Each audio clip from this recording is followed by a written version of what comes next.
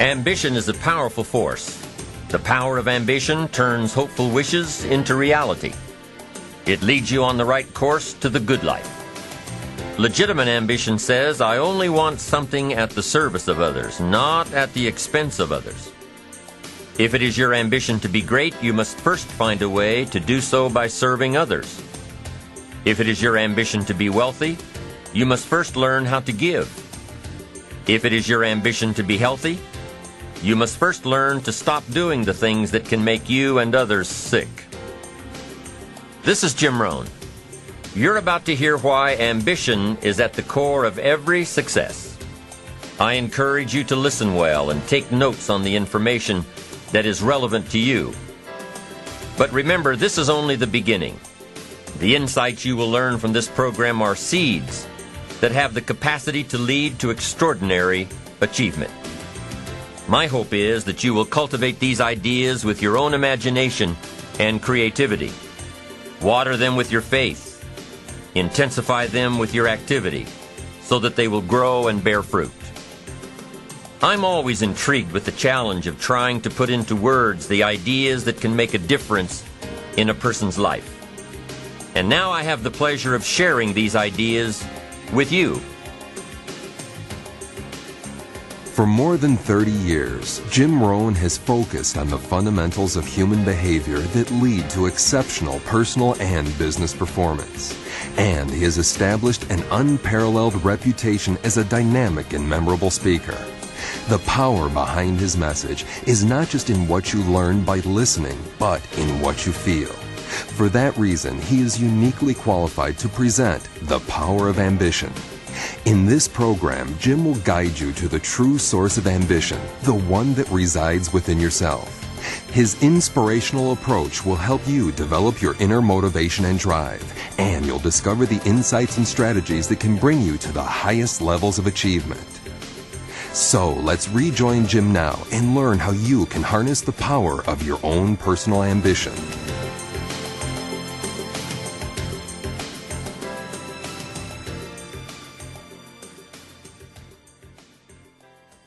To a lot of people, ambition is kind of a mystery. The dictionary says it's an eager desire for distinction, power, or fame. But what does that really mean? Well, let's start with the word eager. All by itself, eager is kind of exciting. Kids are eager for their birthday parties. They expect to be the center of attention, get lots of presents, eat too much. I guess grown-ups are eager for birthdays too. Unless, of course, they're embarrassed that the number of candles on the cake outnumber their achievements. But we can be eager to see a ball game, eager to see our kids in a dance recital, eager to see an old friend, eager to shop for a new car. Eager sounds like a lot of fun. But do you ever hear people say they are eager to live a better life, eager to have a better family, eager to make a lot of money? Probably not. And that's a problem. Because how I see it, living a better life, having a better family, and making a lot of money takes an eager desire. We have the remarkable ability to get exactly what we must have. But there is a difference between wishes and desires. We've all heard people say, "Oh, I wish I could just drop 5 pounds. I want to be a little lighter." And we've probably said it ourselves, especially after a big holiday dinner of turkey and homemade pie and every other thing we can possibly stuff ourselves with in one 8-hour period of time. And even though we may wish we could breathe a little easier in our clothing, we have to have the desire to exercise a little more and eat a little less. The "I wish I could lose weight" has to become "I have the eager desire to lose weight." I'm also sure you've heard people talk about wishing they had more money to pay the bills, or take a vacation, or just to take a little pressure off of life. But before their lifestyle can change, their wish needs to become a desire. If they really desired change, they wouldn't spend their evenings just watching TV and wishing they were doing something more. The backbone of an eager desire to change is discipline. True ambition is disciplined, eager desire. It's that little part within us that says, if I want to be ready for that meeting tomorrow, I need to finish preparing for it today. If I want to make sure I can pay for my kids' college education, I need to start saving today. If I want a better life tomorrow, I need to start working on it today. Ambition is a minute-by-minute, day-by-day mentality. To have the ambition to work towards a better family life, a newer car, a bigger house, a financially secure future, you have to live it every moment. If living a successful life was easy, I'm sure more people would be successful. If just being ambitious was enough, I'm sure all of the broke and perplexed people in the world wouldn't be broke and perplexed. While most people spend most of their lives struggling to earn a living, a much smaller number seem to have everything going their way. Instead of just earning a living, the smaller group is busily working at building and enjoying a fortune. Everything just seems to work out for them. And here sits the much larger group, wondering in awe on how life can be so unfair, complicated, and unjust. So what's the major difference between the little group with so much and the larger group with so little? Despite all the factors that affect our lives, like the kind of parents we have, the schools we attended, the part of the country we grew up in, none has as much potential power for doing good as the ability to dream. Dreams are a projection of the kind of life we want to lead. Dreams can drive you. Dreams can make you skip over obstacles. When we allow our dreams to pull us, they unleash a creative force that can overpower everything in our way. To unleash this power, though, your dreams must be well defined.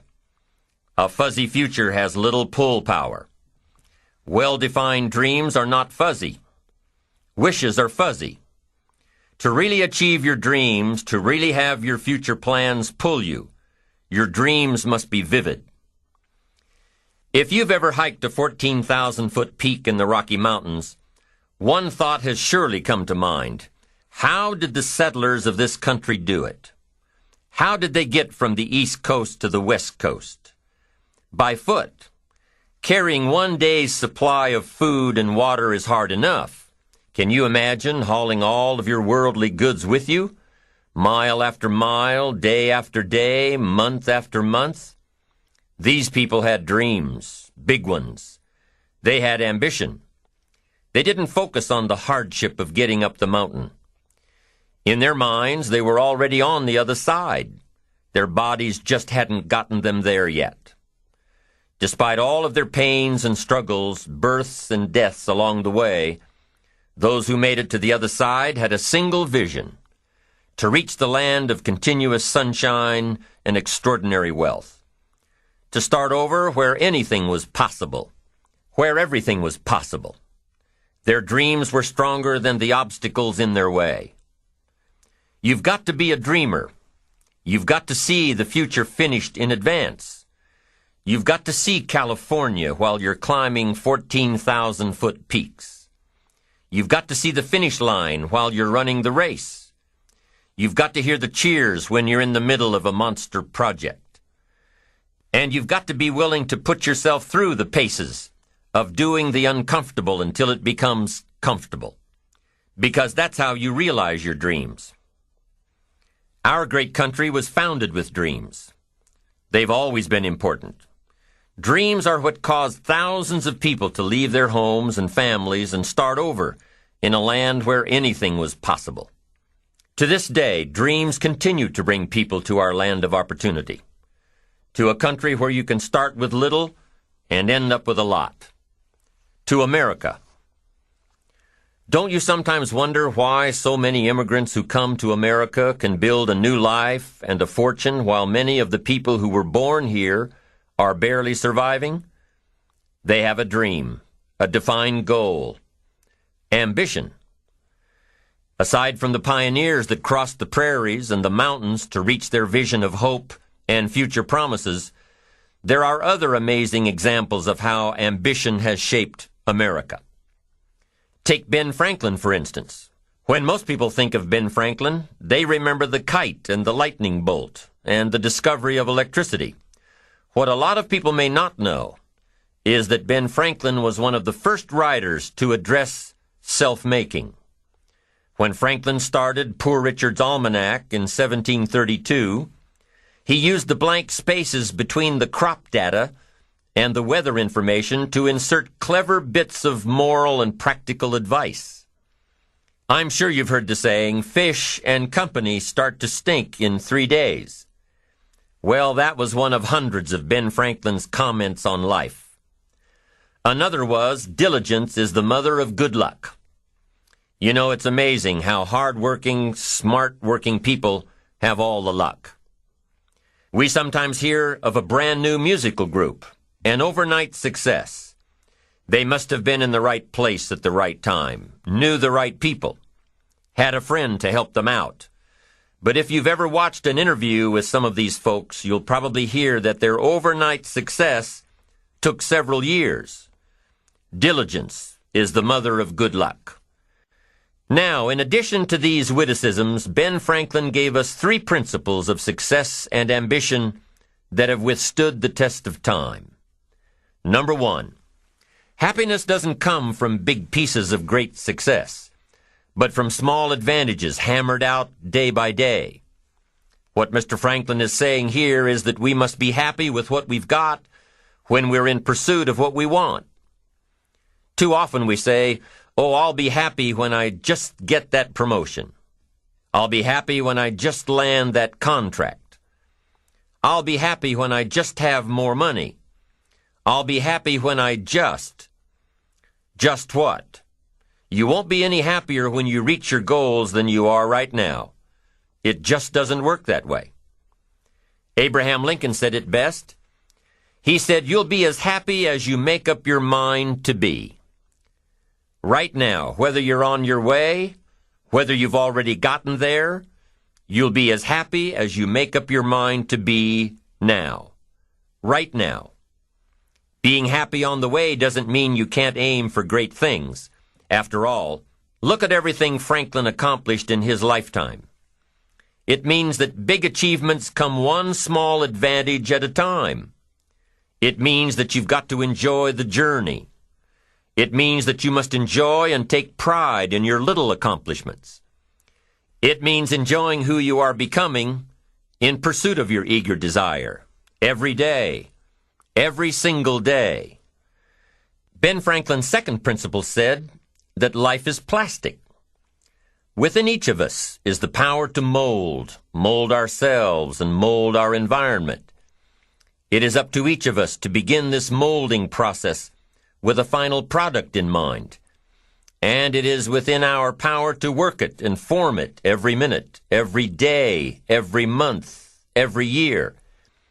By using your mind and your abilities and your attitude to work a little each day on molding your life, you'll soon see how magnificent your power is to gain those small advantages each day, the little steps it takes to build up to success.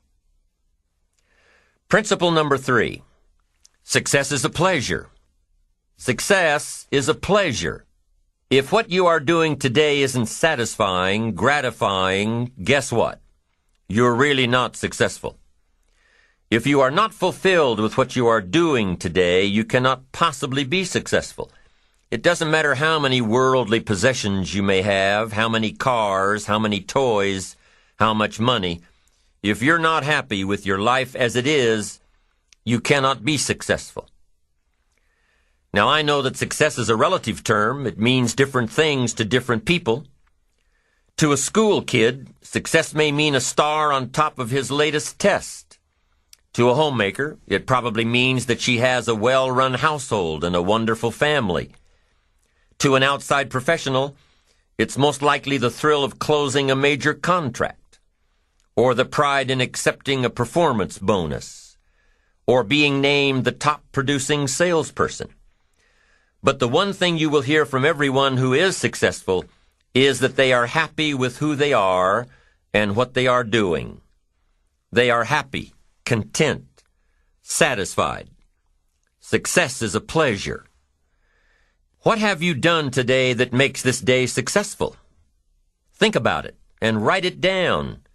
If at the end of the day you can jot down the things that have made it a good day, you will soon see patterns forming. This really is a good habit to get into. When you can see a pattern of pleasure, you'll know you're on the road to success. So take note of Mr. Franklin's 3 principles of success and ambition. Number 1, big achievements come one small advantage at a time. One step at a time, one day at a time.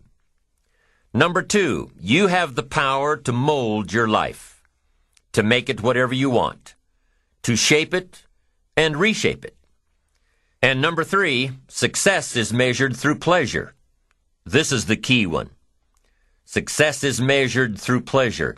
You've got to be happy along the way. You've got to learn to give yourself a pat on the back. Good job, you need to tell yourself. I'm proud of me today. You've got to be happy. You've got to learn to enjoy the process. These are really common sense ideas. They're practical, and William James agreed. He's another American great, one of the most notable philosophers and psychologists in our history, and he founded a philosophy called pragmatism.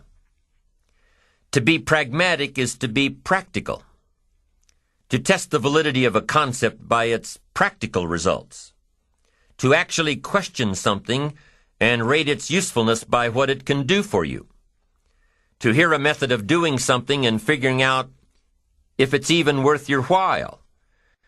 One of the issues Mr. James dealt with in his lifetime was, what does it mean to be a success, a significant person? After years of pondering this question, William James described success as a combination of 2 things. Number 1, an inner ideal which is followed persistently with courage. And number 2, outer achievement related to that ideal. Let's go back to number 1, an inner ideal which is followed persistently with courage.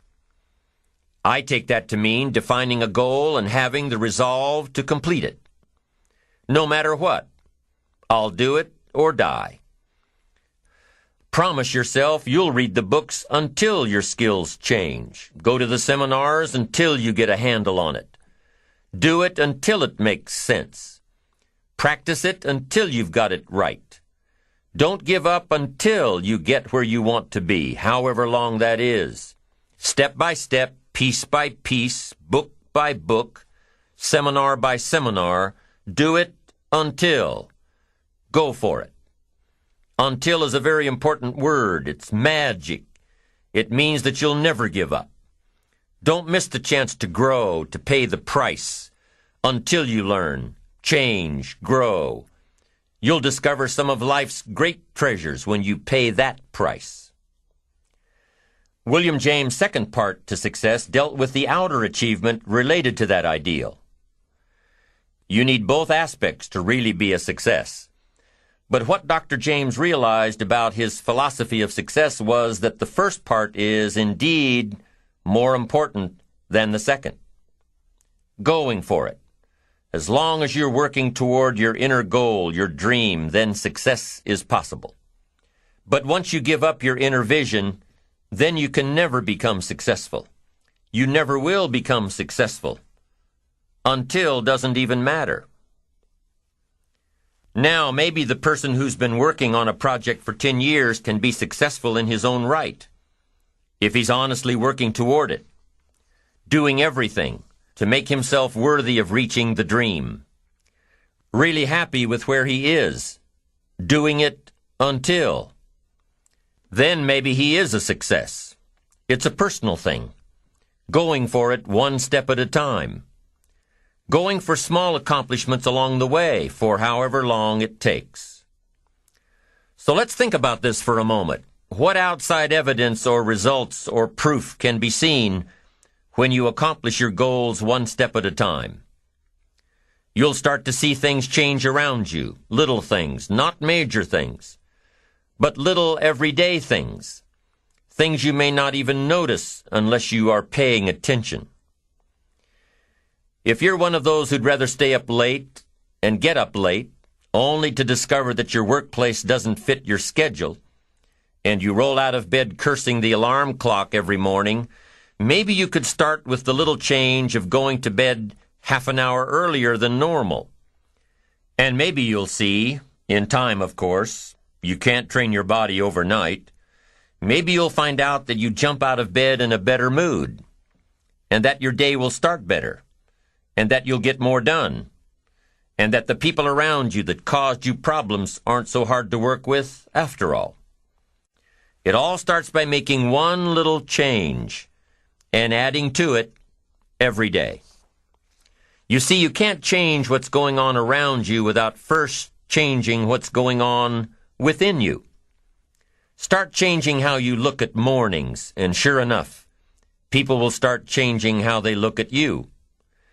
When you start changing how you think, how you act, how you treat others, how you treat yourself, when you start responding instead of reacting to life, life will start responding to you.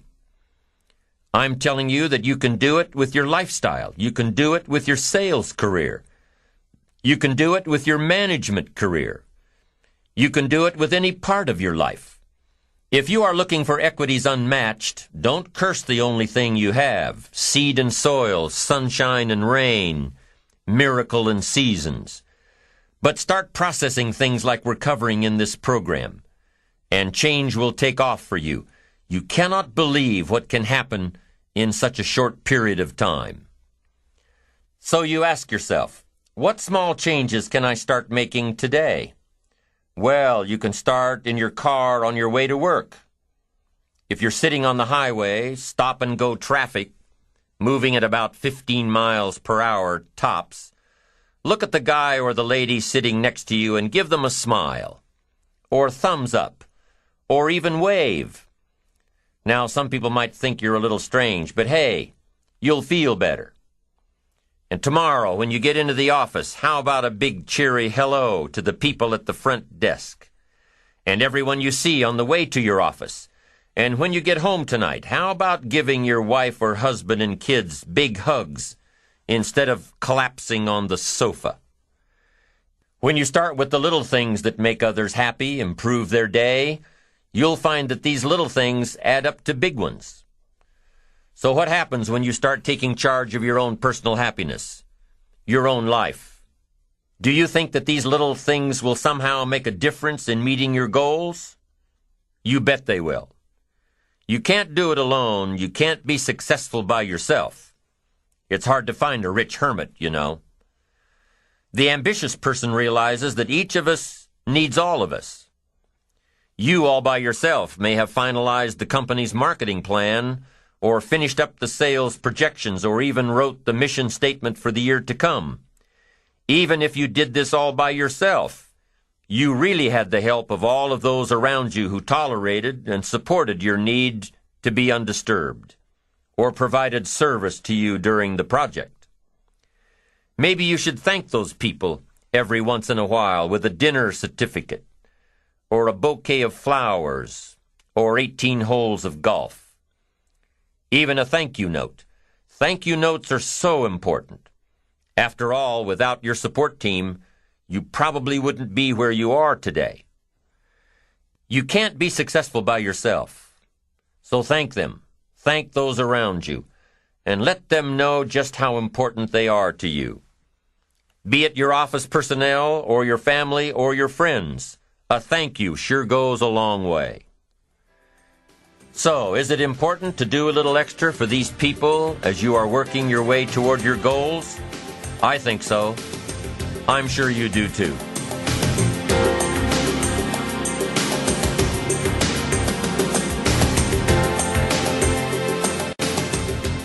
Once you've decided that you're going to set sail, go for it, and let loose on your new charted course, you don't have to worry about the winds that will most certainly blow around you, the obstacles, the negativity that will stand in your way.